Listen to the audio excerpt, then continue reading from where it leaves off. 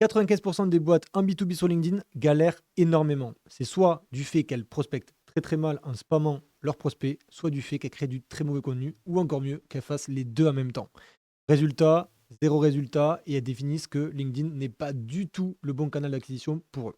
Chez Scale, on a 3 secrets qu'on va vous dévoiler dans cette vidéo, qu'on utilise pour nous-mêmes et pour nos clients pour aller générer du rendez-vous qualifié dans votre agenda. Pour commencer, on va tout simplement se baser sur le Miro. Donc, je vais zoomer pour commencer sur cette vidéo. Donc là, vraiment, on va avoir un focus sur cette vidéo sur comment trouver des clients B2B sur LinkedIn et les 3 secrets du coup qu'on va vous dévoiler lors de la vidéo. Donc, dans un premier temps, on va mettre un focus sur la partie contenu. Donc, vraiment, c'est ultra important de vous baser sur la partie contenu. Aujourd'hui, le contenu, il est ultra pertinent, ultra important pour aller chercher vos clients. La plus grosse erreur que font les personnes sur LinkedIn, soit parce qu'elles sont mal conseillées, soit parce qu'elles voient les autres faire ça, c'est de créer du contenu pour buzzer. C'est vraiment la pire erreur à faire. Aujourd'hui, nous, on considère qu'il est beaucoup plus important de créer du contenu qui touche vraiment votre cible et donc qui fait peut-être moins d'interactions qu'un contenu qui buzz énormément mais qui touche tout le monde et donc pas votre cible. Donc là, on va voir ce que tout le monde fait donc et qui ne fonctionne pas. Donc c'est poster pour avoir un maximum de likes, comme on l'a écrit ici, créer du contenu générique qui plaît à tous, aucun lien avec le business et full IA mal utilisé. On a 2 petits exemples là, de contenu que vous pourrez lire en mettant pause. Prenez bien en compte, s'il y a les gens qui ont créé ces posts-là, qui voient leur post apparaître ici, je ne cible pas votre contenu à vous, je vous donne juste des exemples de contenu mal adapté pour les gens qui regardent cette vidéo. Et ce qu'on veut dire par là, c'est qu'aujourd'hui, on voit énormément de posts qui buzzent, qui font 1000, 2000, 3000 likes, des centaines de milliers d'impressions, voire des millions, et on entend toujours le même retour à la fin, c'est quand le retour est concret et réel, c'est ben, en fait ça m'a apporté aucun business. Donc c'est vraiment ce qu'on veut faire comprendre à travers ces screens-là.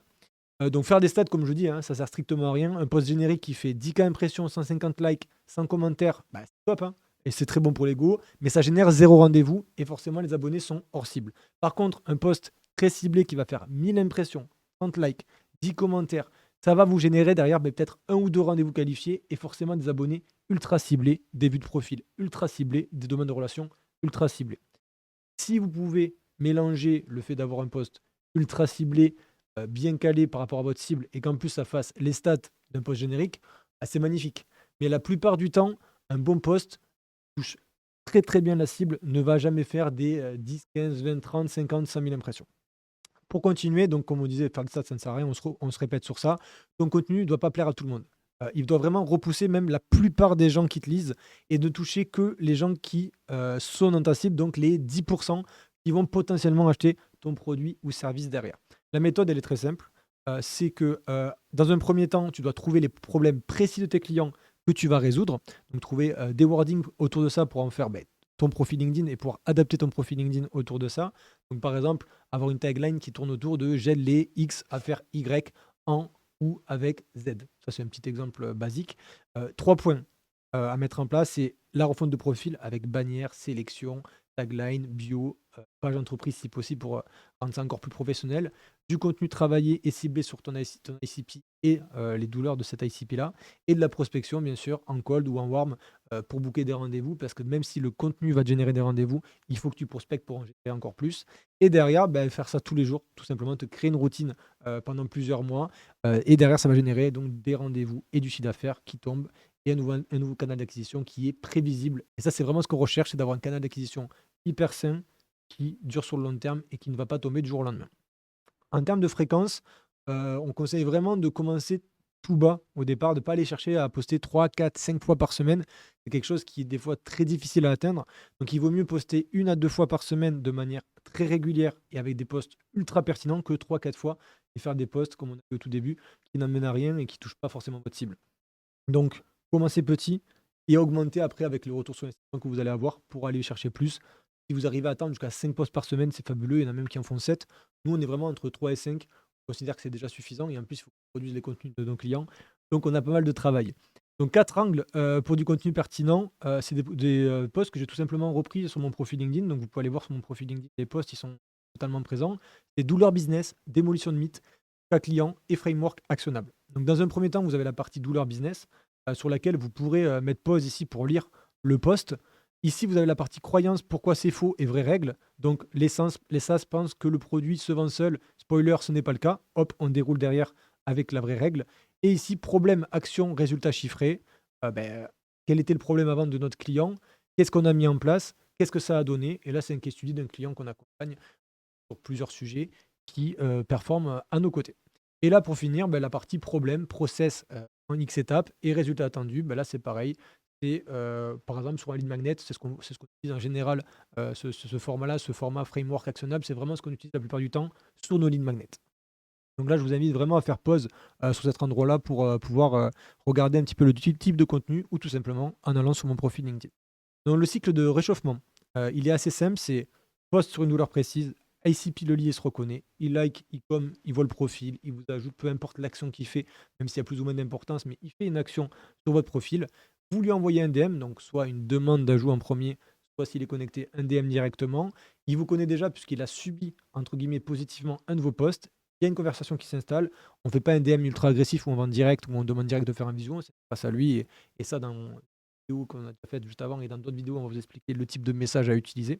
Et derrière, ça va générer un rendez-vous booké avec une personne qui est 100% de votre cible, qui est déjà éduquée et qui veut vous acheter ou du moins être intéressée par ce que vous êtes capable de lui proposer. On va passer du coup au secret numéro 2. Hop, je vais essayer de zoomer. Secret numéro 2, donc c'est sur la partie prospection. Donc là, vraiment, il y a la partie cold et warm. Donc ça, c'est des mots qui sont vraiment à la mode, le cold outreach, le warm outreach. Donc on est vraiment sur le cold, entre 6 et 15% de réponses. Ça varie énormément selon les secteurs d'activité de votre cible, selon la cible, les interlocuteurs privilégiés, selon votre produit, selon votre service. Donc vraiment, c'est des choses qui peuvent être vraiment tout le temps remises en question. On se base un petit peu sur une moyenne de ce qu'on peut avoir nous chez nos clients. Et sur le warm, on est vraiment au-dessus de 45% de réponses. Là, l'intérêt, c'est vraiment de comprendre qu'il y a une grosse différence entre quand je vais prospecter à froid et quand je vais prospecter des gens qui me connaissent ou qui m'ont déjà vu passer. C'est juste vraiment ça, là, vraiment pour faire un distinguo entre les deux pourcentages qui sont quand même assez différents. Donc le warm, c'est tout simplement prospecter des gens, comme je vous disais, qui vous connaissent déjà, ou du moins qui vous ont déjà vu, qui ont déjà entendu parler de vous. Et donc ça, c'est à travers et votre contenu et la pertinence de votre profil, et on verra le secret 3 derrière, vous allez vite voir ce que c'est. Et au niveau des triggers, donc c'est tout simplement identifier les prospects chauds. C'est 3 endroits sur LinkedIn qui vont vous donner une liste en fait gratuite, hein, comme un CSV imaginé, des prospects qui vous connaissent déjà et qui sont donc potentiellement intéressés pour entrer dans votre boucle. Donc le schéma des 3 triggers, il est simple, c'est vue de profil, on DM en fonction de ça, engagement de poste, on DM en fonction de ça, et les connexions ou abonnés, on DM en fonction de ça. Au niveau des vues de profil, donc vraiment les vues de profil, on considère que c'est les plus chauds. Ils ont cliqué sur votre profil, il y a un intérêt direct pour vous. Quand on dit les plus chauds, il y a aussi les abonnés, les demandes d'ajout, etc. Et on considère que ça reste quelque chose très très chaud, d'un prospect très très chaud. Donc pourquoi ça? 3 raisons. Ils ont vu votre post, donc potentiellement cliquer sur votre profil après avoir vu votre post. D'ailleurs, avec les nouvelles stats LinkedIn, vous pouvez voir qui a vu votre profil après quel post en allant dans les statistiques de chacun de vos posts qui ont été postés au moins 24 heures avant. C'est quelqu'un qui a potentiellement parlé de toi et donc qui lui a recommandé, donc il est venu voir votre profil, ou il cherche une solution, ils ont tapé des mots-clés, ils ont vu votre post, ils sont venus sur votre profil pour voir ce que vous proposez.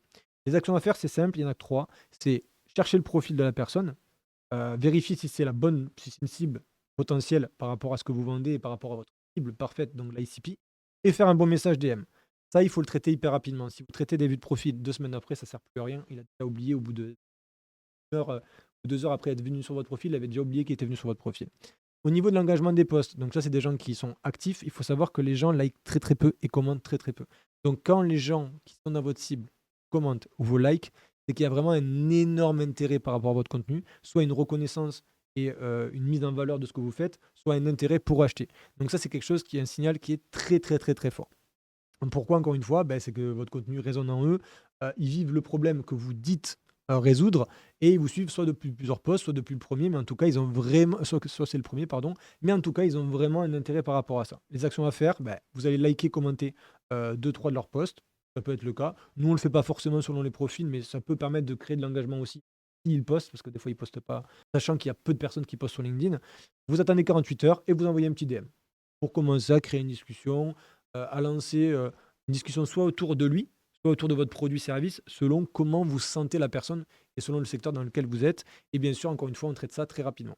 Et un zoom sur les connexions. Donc, comme je vous disais, on parle des vues, des vues de profil où c'est très très chaud, mais les connexions et les abonnés, ça allait tout autant. Donc là, c'est vraiment des nouveaux leads qui entrent dans votre pipe et qui demandent de rentrer dedans. C'est vraiment, ils toquent à votre porte pour vous dire, s'il te plaît, prends-moi.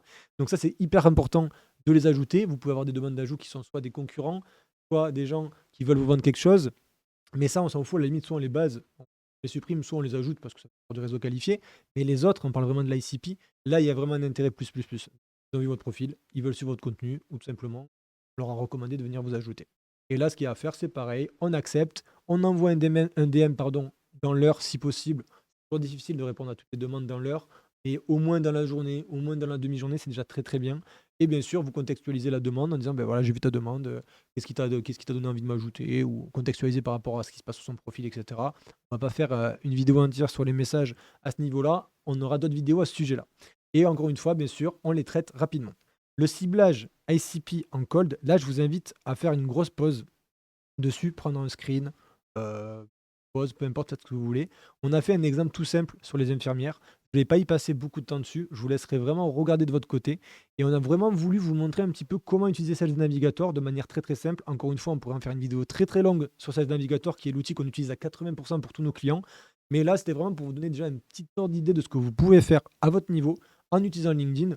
On a pris l'exemple des infirmières un petit peu au hasard, je vous avoue, mais c'est un exemple concret qui va vous permettre de vous dire comment je vais pouvoir aller cibler les infirmières. Il y a d'autres réglages et de réglages plus poussés que vous pouvez mettre en place, mais là, pour le coup, pour une première approche, on trouvait ça déjà assez complet.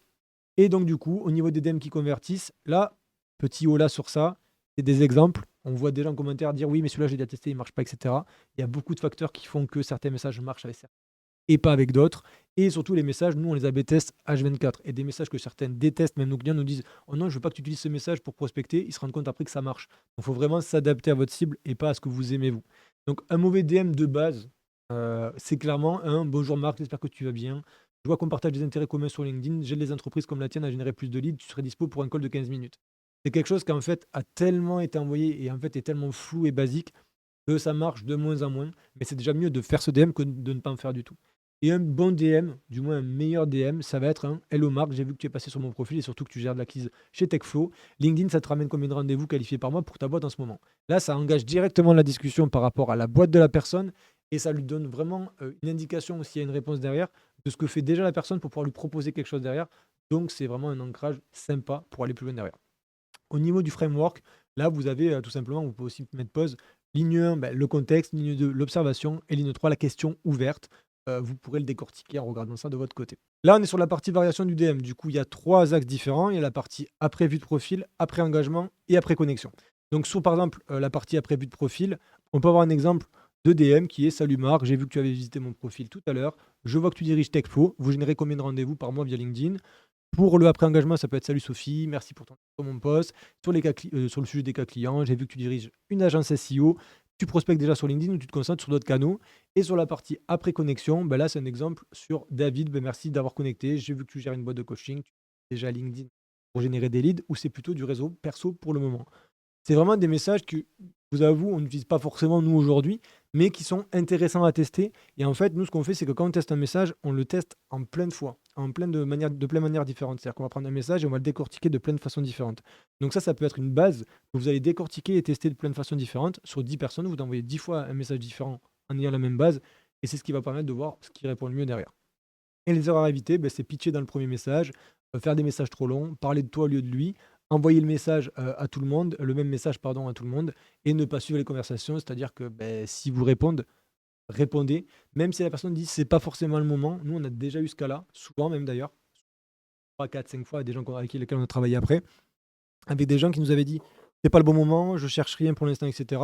Et faire un message derrière en disant écoute, pas de souci, dès que tu as une question ou dès que tu as un sujet, n'hésite pas à revenir vers moi. Ça montre vraiment que vous n'êtes pas juste là à les contacter comme des numéros qui sont. Ça montre que vous avez un côté humain et que derrière ils se disent ok, il m'a laissé une bonne impression, il m'a pas basé dès que je lui ai dit oh finalement non, en fait il s'est pas dit bon je suis un numéro de plus et il passe à l'autre. Donc ça c'est ultra important de garder un petit contact, ça vous prend vraiment quelques secondes, vous pouvez même avoir un petit message gentil que vous copiez-coller, peu importe, mais ça permet de garder une relation assez saine avec vos potentiels futurs clients qui reviendront dans un mois, 2 mois ou 3 mois, peu importe. Et le secret 3 du coup, c'est la pertinence du profil. On en parle tout le temps sur LinkedIn. C'est quelque chose qui est, d'ailleurs, je ne comprends pas trop pourquoi, vraiment mis de côté. Aujourd'hui, sur LinkedIn, c'est votre profil, votre vitrine, du coup. N'est pas ultra simple, ultra clair, ultra précise par rapport à votre cible. Vous ne vendrez pas, ou alors, du moins, vous vendrez beaucoup moins que l'autre qui a un profil ultra personnalisé et ultra travaillé. Donc, vraiment, votre profil est visité avant chaque conversation. S'il est nul, votre DM, il ne sert à rien. Donc c'est vraiment ultra important de refaire votre LinkedIn. Si vous avez des besoins sur ça, vous pouvez revenir vers nous, mais même en dehors de ça, vous pouvez le faire tout seul. Faites un profil qui donne envie d'aller plus loin. Vous-même, vous le savez, si vous tombez sur un profil LinkedIn pourri, vide, plein d'autres choses négatives, vous aurez moins d'envie à aller vers lui que si vous trouvez un profil ultra carré, ultra pro et du coup ultra intéressant pour aller plus loin avec lui. Donc, il voit votre post, il clique sur votre profil, il lit votre profil en 10 secondes, voire moins des fois, il suit la bannière et la tagline et après il passe à autre chose et donc il décide, soit il vous DM, soit il vous ignore. Donc 90% se joue là, comme on le dit. 90% il sort vraiment de mon chapeau, hein. Je dis n'importe quoi, mais c'est vraiment pour dire que la plupart du temps, si votre profil est optimisé, ça ira forcément plus loin que s'il ne l'est pas. Donc les 3 questions du prospect, c'est simple, c'est qui tu aides, comment tu les aides et pourquoi te croire à toi et pas à un autre parce qu'on connaît tous les vendeurs de rêves qui peuvent exister sur LinkedIn. Donc qu'est-ce qui fait la différence entre toi qui existe et sur qui je suis aujourd'hui sur le profil et les 15 autres que j'ai vus avant si vous avez beaucoup de concurrents. Donc si votre profil ne répond pas à ces 3 questions, bah, vous perdez le prospect ou du moins vous avez plus de difficultés à le garder et c'est pour ça du coup notre profil nous semble être un bon exemple sur ça et on est à même d'écouter vos critiques, si vous avez des critiques à faire par rapport à l'évolution qu'on profil avec grand plaisir. Donc on peut parler d'abord de la headline. Donc l'erreur classique qu'on peut faire, c'est fondateur chez X, entrepreneur slash consultant, coach, etc. Ça n'apporte aucune valeur. Alors ça peut peut-être booster votre ego et montrer que vous êtes chef d'entreprise. Moi, ça ne sert pas à grand-chose. L'objectif de LinkedIn, c'est d'aller générer des rendez-vous qualifiés et donc de parler à votre cible. Donc la bonne formulation, c'est qui tu aides et comment. Moi, c'est ce que j'ai voulu mettre sur mon profil. Ça, c'est agence. Je scale ton acquisition B2B sur LinkedIn. Il faut savoir un petit hack, entre guillemets, c'est que quand vous commentez des posts qui ne sont pas les vôtres, ou même quand vous répondez à vos commentaires sur vos posts, les gens voient votre nom et en dessous, ils voient le début de votre tagline. Et c'est ce qui va aussi leur donner envie d'aller sur votre profil. Moi, par exemple, pourquoi j'ai mis ça, c'est agence 2 points en premier? C'est parce que je sais que s'il y a quelqu'un qui voit mon commentaire, qu'il trouve pertinent, qu'il a une agence ou un SaaS, il aura beaucoup plus envie de cliquer sur mon profil pour aller voir ce que je fais. Parce qu'il se dit, bah, ok, moi je suis SaaS et agence, qu'est-ce qu'il me propose lui? Parce que j'ai vu son commentaire pertinent, il est intéressant. Donc ça, c'est ultra important, le début de votre tagline, elle peut vraiment générer des vues qualifiées sans que vous ayez à faire quoi que ce soit de plus. Et au niveau de la bannière, bah, l'erreur classique, c'est bannière par défaut LinkedIn, donc celle qui n'est pas du tout travaillée, ou une image un peu random pardon, ou moche. Mais ça, normalement, avec tous les templates qui existent, vous êtes capable de faire des bonnes bannières maintenant. Donc tout simplement, pareil, proposition de valeur visible et call to action. Au niveau du à propos, donc là, je vous laisserai faire un petit screen aussi pour pouvoir regarder, ce qu'il y a. Donc l'erreur classique, c'est on met son CV ou on met ses listes de compétences, à rallonge et cetera. Là, vraiment, c'est la bonne formule, c'est problème que vous résolvez et le résultat et la méthode. Il y a voilà 3-4 lignes pour le problème, 3-4 lignes pour la solution et bah, 2-3 lignes sur la preuve sociale, si possible, pour, donner envie et pour rassurer surtout vos prospects. Là, dans les sélections, du coup, l'erreur classique, c'est de mettre, soit rien du tout, soit de mettre, bah, des articles random ou tous vos posts. L'intérêt ici de la bonne formule, c'est de soit mettre un cas client, soit un lead magnet, soit un post qui a cartonné ou tout simplement votre Calendly. Nous, ce qu'on fait dans à peu près 99,9% des cas, c'est qu'on met en fait tout simplement que le Calendly de la personne. Si elle a une newsletter derrière aussi, on peut le mettre. Si elle a d'autres choses qu'elle peut offrir à côté, on peut le mettre. Mais en vrai, essayez d'avoir un ou deux max, une ou deux max sélections, ça suffit largement. Donc les erreurs à éviter, bah, c'est les photos de mauvaise qualité ou pas de photos du tout en photo de profil. Une headline, du coup, bah, un job title générique. Un à propos avec des listes de compétences, comme je disais, pas de preuve sociale et pas de call to action. Ça, c'est la pire des choses. Si vous n'avez pas de call to action, bah, derrière, vous perdez mais tellement de personnes et tellement de potentiel sur votre profil. C'est assez aberrant. Donc, on résume les étapes du système complet. C'est étape 1, contenu pour attirer son ICP. Étape 2, les 3 triggers qu'on s'est dit qui sont identifier les prospects chauds, donc vue de profil, connexion, abonnés, engagement, on dit, oh, bah, c'est 3-4. Étape 3, le ciblage de l'ICP en filtrant les bons profils pour pouvoir derrière bah, faire des DM en étape 4 qui sont bah, contextualisés et donc qui convertissent derrière sur du rendez-vous. Et donc, pour finir, une étape 5, profil optimisé pour closer le deal, pour rajouter encore plus de confiance à la personne qui vient derrière prendre rendez-vous. Donc chez Scale, c'est vraiment tout ça qu'on fait, bah, forcément en mieux, puisqu'on le fait pour vous et que vous n'avez pas forcément le temps de le faire pour ceux qui n'ont pas le temps ou pour ceux qui veulent le déléguer parce qu'ils ne veulent pas le faire. Donc on gère tout, le contenu 3 fois par semaine, on fait de la prospection en warm, on fait du cold 5 jours sur 7, une CM qui gère tout, les engagements, les réponses, le suivi, etc. Et un profil optimisé avec headline, à propos, bannière, sélection, etc. Donc on gère vraiment toute la partie prospection, contenu, refonte de profil, et vous n'avez strictement rien à gérer. Au niveau des résultats, bah, c'est assez simple, c'est des rendez-vous qualifiés tous les mois, une figure d'autorité sur votre niche et un canal d'acquisition à part entière. Vous avez l'exemple concret, hein, tout simplement de Kevin, qui est un membre de l'entreprise de LinkUp qu'on accompagne. Alors, on a accompagné un autre membre de LinkUp avant et du coup on a switché sur le profil de Kevin récemment sur lequel on travaille. On ne fait pas des stats extraordinaires, mais c'est ce qu'on cherche, c'est à faire des stats ultra précises et des impressions ultra précises pour aller générer des vues de profil, etc., qu'on peut aller prospecter derrière. Et là, le petit screen de Théophile qui montre bah, du coup qu'on on a généré aujourd'hui jusqu'à 72K de CA en à peu près 3 mois et demi, 4 mois. J'en ai fait un post LinkedIn il y a quelques jours, hier, il me semble, sur ce sujet-là, où j'explique en fait tout simplement depuis combien de temps on travaille avec eux, etc. Vous pouvez aller voir mon profil, le case study. Je trouve que c'est cool de faire des vrais case studies. On voit souvent beaucoup de case studies sur LinkedIn où il y a des screens, etc., qui partent de partout, mais sans vraiment identifier les clients. Donc on se demande des fois si c'est des vrais case studies. Nous, on a de la chance d'avoir des clients qui acceptent de pouvoir montrer des case studies. Il y en a certains qui ne le veulent pas et on l'accepte aussi totalement. Mais là, pour le coup, ils l'ont accepté, donc c'est cool et on peut montrer un petit peu la réussite qu'on a avec ce client-là, qui est au top, qui réagit très bien, qui est un pôle vente derrière, qui est ultra sérieux. Et c'est ce que ça donne avec un bon partenariat, 98 rendez-vous en 4 mois, 14 conversions, 85% de show-up lors des rendez-vous et 75K euros de CA. Voilà.